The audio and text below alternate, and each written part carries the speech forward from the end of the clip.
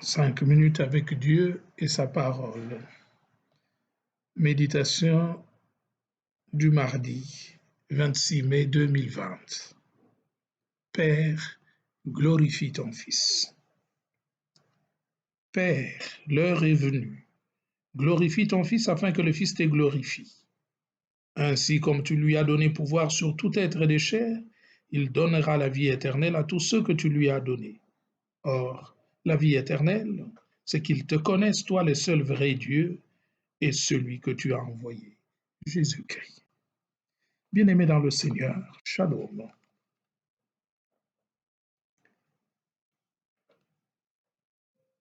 Chers frères et sœurs,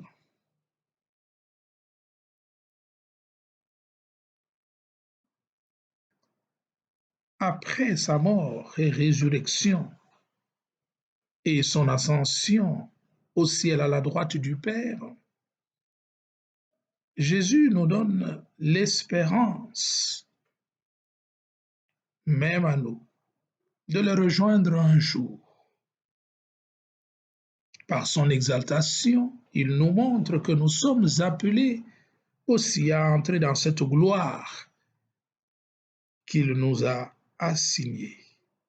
C'est pourquoi avec saint Augustin, nous pouvons affirmer que si la résurrection du Seigneur est notre espérance, son ascension est notre glorification.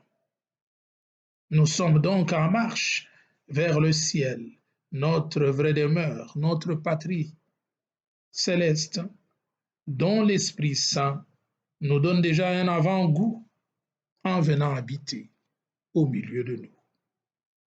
Père, glorifie ton Fils.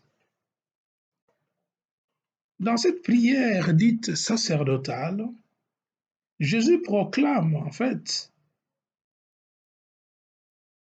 qu'est venue l'heure de sa glorification. Est venue l'heure où le Fils de l'homme est exalté. C'est pourquoi il prie pour lui-même et pour ses bien-aimés qui sont encore dans le monde et qui vont rester dans le monde.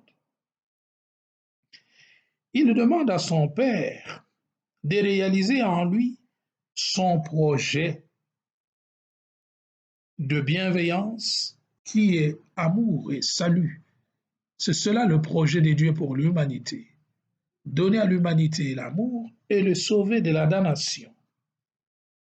Cela requiert pour Jésus de vaincre donc le mal par le bien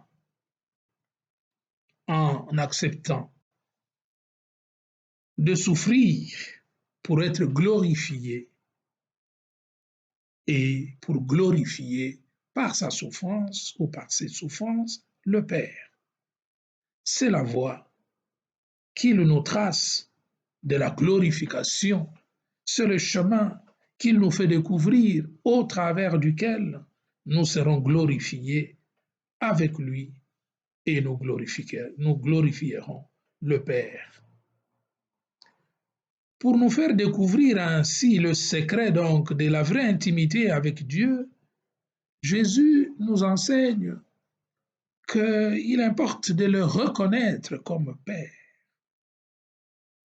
Et cet attribut de Père, nous dit Jésus, établit une vraie relation avec Dieu, relation faite de confiance, de louange, de remerciement et de dépouillement, de kénose, d'humilité.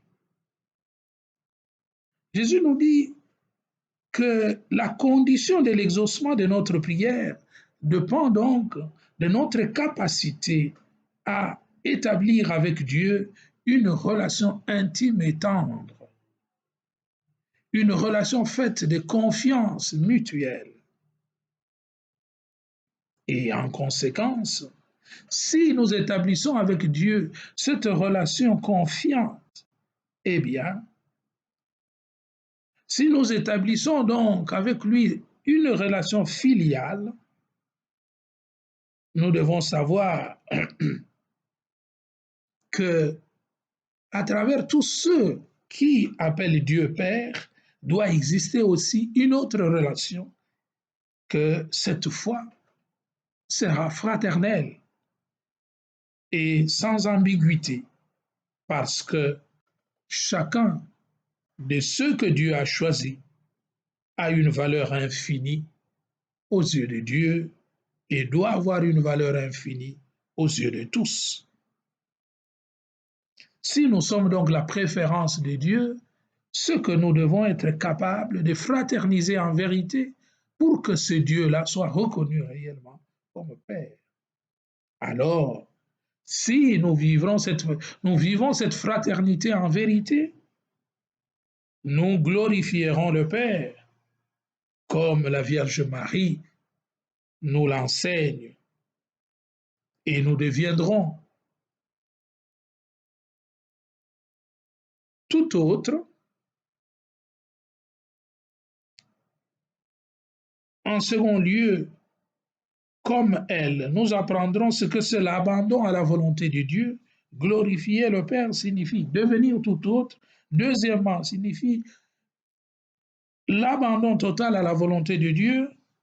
Et la troisième chose, la glorification du Père se fait par la proclamation de Dieu comme vengeur des humbles et des opprimés et qui renverse de leur trône tous les potentats, tous les puissants du monde.